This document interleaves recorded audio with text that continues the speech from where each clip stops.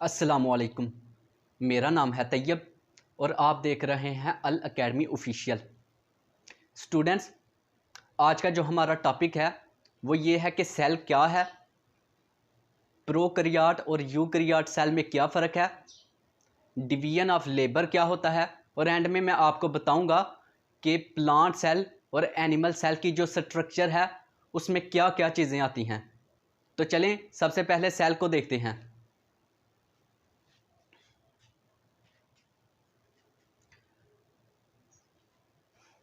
Students इधर देखें।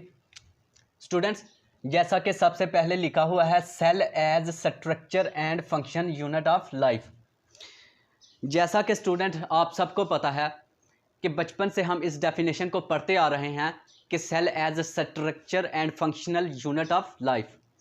अब स्ट्रक्चर के लिहाज से और फंक्शन के लिहाज से ये यूनिट ऑफ लाइफ कैसे है। यूनिट कहते हैं इकाई को, यूनिट ऑफ लाइफ ज़िंदगी की इकाई। तो स्ट्रक्चर और फंक्शन के लिहाज से सेल कैसे ज़िंदगी की इकाई है। सबसे पहले मैं आपको सेल जो है वो स्ट्रक्चर के लिहाज से एक्सप्लेन करूंगा। स्टूडेंट्स, सबसे पहले आपको पता होना चाहिए कि जो सेल है उसकी स्ट्रक्चर जो है उसमें क्या क्या चीज़ें आती हैं। तो याद रखना है स्टूडेंट्स, सेल जो है उसके तीन मेन पार्ट्स हैं। कितने? तीन। कौन कौन से? सबसे पहले है उसकी बाहर वाली आउटर मोस्ट लेयर जिसको कहते हैं प्लाज्मा मेम्ब्रेन। सेल वॉल भी होती है, लेकिन प्लांट सेल जो है ना उसमें सेल वॉल और सेल मेम्ब्रेन दोनों आ जाती हैं, लेकिन जो एनिमल सेल है उसमें सिर्फ और सिर्फ प्लाज्मा मेम्ब्रेन आती है। अब जो प्लाज्मा मेम्ब्रेन है उसके दो नाम हैं, एक तो इसे प्लाज्मा मेम्ब्रेन कहते हैं और इसको दूसरा नाम जो है सेल मेम्ब्रेन का भी दिया गया है। अब स्टूडेंट्स, सबसे बाहर वाली जो लेयर है उसको तो सेल मेम्ब्रेन कह दिया, उसके अंदर जो है उसको कहते हैं साइटोप्लाज्म। सेल मेम्ब्रेन के अंदर वाला जो पोर्शन है ना उसको कहते हैं साइटोप्लाज्म, और इसमें आ जाता है न्यूक्लियस। अब न्यूक्लियस जो है ना ये पूरे के पूरे सेल को कंट्रोल करता है। क्यों? क्योंकि न्यूक्लियस में डीएनए मौजूद होता है जो कि हेरिडिटरी मटेरियल है। ठीक है, जब सेल डिवाइड होता है तो जो हेरिडिटरी मटेरियल है ना वो भी डिवाइड होता है। इसीलिए एक टॉपिक जो हम आगे नेक्स्ट पढ़ेंगे इंशाल्लाह ताला वो है डीएनए रेप्लिकेशन। रेप्लिकेशन का मतलब ही होता है कॉपी बनाना। एक से दो जब सेल डिवाइड होते हैं तो उनका डीएनए भी डिवाइड होता है। ऐसा नहीं है कि पहले सेल में डीएनए डिवाइड हुए बगैर उसका डीएनए दूसरे सेल में ट्रांसफ़र हो जाए। तो अब आपको समझ चल गई कि जो सेल है उसके तीन कौन कौन से मेन पार्ट्स हैं। सबसे पहले उसकी प्लाज्मा मेम्ब्रेन जिसको हम सेल मेम्ब्रेन भी कहते हैं, उसके अंदर आ जाता है साइटोप्लाज्म और उसके अंदर आ जाता है न्यूक्लियस। ठीक है, ये स्ट्रक्चर के लिहाज से हमने सेल को एक्सप्लेन कर दिया। उम्मीद है कि आपको सेल जो है उसकी डेफिनेशन के बारे में पता चल गया होगा कि ये ज़िंदगी की इकाई कैसे है। तो अब चलते हैं आगे प्रोकैरियोटिक और यूकैरियोटिक सेल की तरफ। जैसा कि हमने पीछे पढ़ा कि सेल जो है वो यूनिट ऑफ लाइफ है स्ट्रक्चरली और फंक्शनली। तो अब इसकी टाइप्स भी तो हैं। वो कौन से टाइप्स हैं इधर हम बयान करते हैं कि प्रोकैरियोटिक और यूकैरियोटिक सेल। प्रोकैरियोटिक सेल और यूकैरियोटिक सेल में क्या फ़र्क है अब मैं आपको ये बताऊंगा। फ्रेंड्स, जो प्रोकैरियोटिक सेल है ना वो ऐसे सेल हैं जो मेम्ब्रेन बाउंडेड न्यूक्लियस नहीं रखते। ठीक है, ट्रू न्यूक्लियस नहीं रखते। और दूसरा ये है कि प्रोकैरियोटिक सेल वो सेल होते हैं जो कि सिर्फ सिंगल सेल पे मुश्तमिल होते हैं। अब प्रोकैरियोटिक सेल की जो एग्जांपल्स हैं उनमें आ जाते हैं बैक्टीरिया और आर्किया। और जो यूकैरियोटिक सेल हैं उनमें ट्रू न्यूक्लियस होता है और वो न्यूक्लियस मेम्ब्रेन बाउंडेड होता है। वो न्यूक्लियस जो है उसके इर्द गिर्द मेम्ब्रेन भी मौजूद होती है। इसके अलावा वो मल्टी सेलुलर ऑर्गेनिजम्स होते हैं। एक से ज़्यादा सेल पे मुश्तमिल जो जानदार होते हैं ऑर्गेनिजम्स होते हैं उनको हम कहते हैं मल्टी सेलुलर ऑर्गेनिजम्स। तो उम्मीद है कि आपको प्रोकैरियोटिक और यूकैरियोटिक सेल में फ़र्क पता चल गया है। तो अब आ जाते हैं आगे डिवीजन ऑफ लेबर की तरफ। तो फ्रेंड्स, जैसा कि मैंने आपको पीछे बताया कि सेल में ऑर्गेनेल्स भी मौजूद होती हैं। क्यों? क्योंकि वो ऑर्गेनेल्स जो हैं वो मुख्तलिफ फंक्शंस परफॉर्म करती हैं, डिफरेंट फंक्शंस परफॉर्म करती हैं। और जब मुख्तलिफ फंक्शंस आपस में मिलते हैं तो फिर एक सेल जो है प्रॉपर फंक्शन परफॉर्म करता है। अब मिसाल के तौर पर ये प्लांट सेल है और ये एनिमल सेल है। अब प्लांट सेल की जो स्ट्रक्चर है इसको आप गौर से देख लें। प्लांट सेल में सेल वॉल भी मौजूद है और सेल मेम्ब्रेन भी।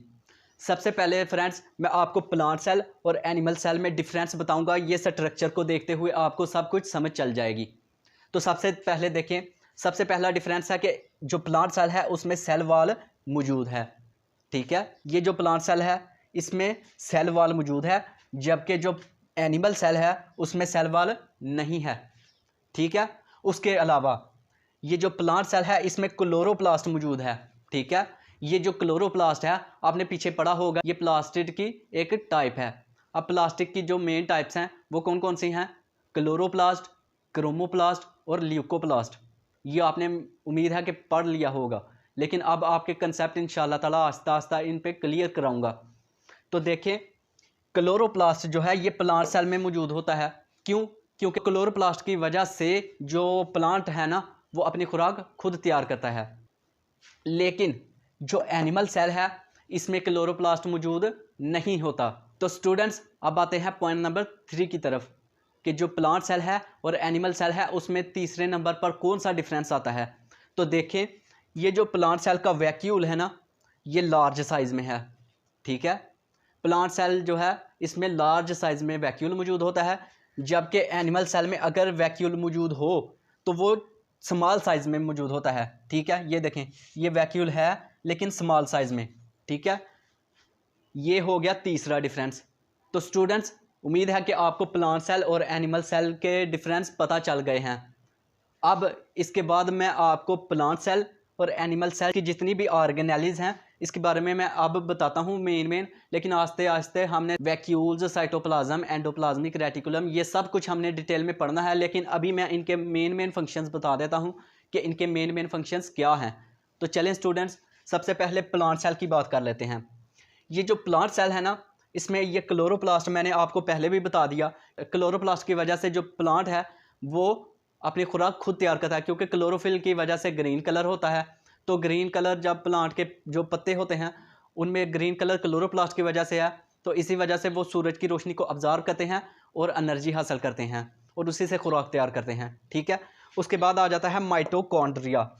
अब स्टूडेंट्स आपको मैं बताऊं कि ये जो माइटोकॉन्ड्रिया है ना इसको हम कहते हैं power house of the cell. हम इसको power house of the cell क्यों कहते हैं? उसकी वजह यह है कि ये एनर्जी प्रोवाइड करता है, ये पैदा करता है, एनर्जी जनरेट करता है। ठीक है, इसके अलावा जो गोल्जी अपरेटस है इसका क्या काम है? तो फ्रेंड्स याद रखना है कि गोल्जी अपरेटस जो है ये पैकिंग का काम करता है। ये पैकिंग का काम कैसे करता है? वो इस तरह कि जहाँ कहीं भी प्रोटीन की ज़रूरत होती है तो ये सबसे पहले गोल्जी अपरेटस उस प्रोटीन को पैक करता है, उसके बाद ये उसको उस जगह पर लेके जाता है जहाँ उस प्रोटीन की ज़रूरत होती है। तो इसलिए इसे कहते हैं कि गोल्जी अपरेटस जो है ये पैकिंग का काम करता है। अब आ जाते हैं राइबोसोम की तरफ। तो राइबोसोम क्या है? ये एक ऑर्गेनेली है जो कि प्रोटीन पैदा करती है। ठीक है, आपने याद रखना है, ये एमसीक्यूज भी आपको आ सकता है कि प्रोटीन कौन सी ऑर्गेनेली सिंथेसाइज करती है। तो आपको पता होना चाहिए कि प्रोटीन जो है वो राइबोसोम में पैदा होते हैं। उसके बाद आ जाता है वैक्यूल। तो वैक्यूल तो मैंने आपको पहले भी बता दिया कि ये वाटर स्टोर करता है।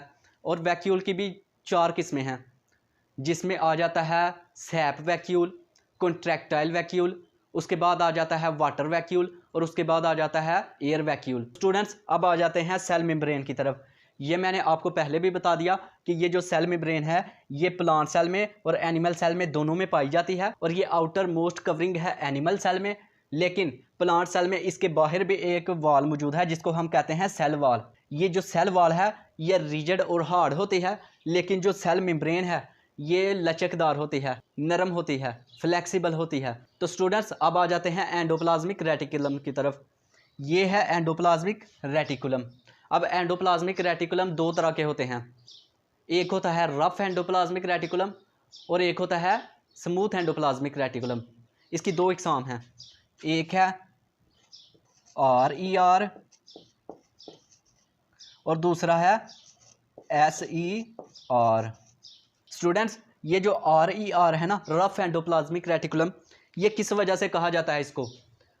तो याद रखना है स्टूडेंट्स, RER जो रफ एंडोप्लाज्मिक रेटिकुलम है इसको नाम इसलिए दिया गया है क्योंकि इसके ऊपर राइबोसोम्स मौजूद होते हैं। और ये क्या करती है, ये प्रोटीन्स को पैदा करती है। अब स्टूडेंट्स मैं आपको बताता हूँ कि स्मूथ एंडोप्लाज्मिक रेटिकुलम जो है इसका क्या फंक्शन है। तो याद रखना है स्टूडेंट्स कि जो स्मूथ एंडोप्लाज्मिक रेटिकुलम है ना, इसमें तो राइबोसोम नहीं मौजूद, तो ज़ाहिर बात है कि ये तो प्रोटीन पैदा नहीं करेंगे, तो ये क्या करेंगे। तो याद रखना है स्टूडेंट्स, जो स्मूथ एंडोप्लाज्मिक रेटिकुलम है ना, ये लिपिड पैदा करते हैं। तो स्टूडेंट्स उम्मीद है कि आपको प्लांट सेल के बारे में डिटेल पता चल गई। अब आते हैं एनिमल सेल की तरफ। तो देखें स्टूडेंट्स, जो एनिमल सेल है इसकी स्ट्रक्चर जो है वो है राउंड शेप। तो फ्रेंड्स देखें, जो एनिमल सेल है इसमें न्यूक्लियस मौजूद है और न्यूक्लियस के इर्द गिर्द इन्वेल्प भी है जिसको हम कहते हैं न्यूक्लियर इन्वेल्प। स्टूडेंट्स इसमें तकरीबन वही ऑर्गेनेल्स मौजूद हैं जो कि हमने प्लांट सेल में पढ़ी, लेकिन कुछ का जो डिफरेंस था वो मैंने आपको बता दिया। अब जो है इसकी बाकी बातें देखते हैं। तो स्टूडेंट्स इसमें जो है गोल्जी अपरेटस इसमें भी था, वो भी आपको मैंने बता दिया। एंडोप्लाज्मिक रेटिकुलम के बारे में भी बता दिया। ये देखें, ये एंडोप्लाज्मिक रेटिकुलम है, ये रफ एंडोप्लाज्मिक रेटिकुलम है और ये स्मूथ एंडोप्लाज्मिक रेटिकुलम है। उसके बाद मैंने आपको वैक्यूल के बारे में भी बता दिया, इसमें भी मौजूद होता है लेकिन लार्ज साइज़ में होता है, लेकिन एनिमल सेल में स्मॉल साइज़ में मौजूद होता है। उसके बाद माइटोकॉन्ड्रिया भी। तो स्टूडेंट्स उम्मीद है कि आपको इस लेक्चर की समझ चल गई होगी। अगर आपको इस लेक्चर की समझ चल गई है तो कमेंट में बताएं और वीडियो को लाइक करें। और अगर कोई चीज़ रह गई है जिसकी आपको समझ ना चली हो तो आप मुझे कमेंट सेक्शन में पूछ सकते हैं। आज के लिए बस इतना ही, मुझे दीजिए इजाज़त। अल्लाह हाफिज़।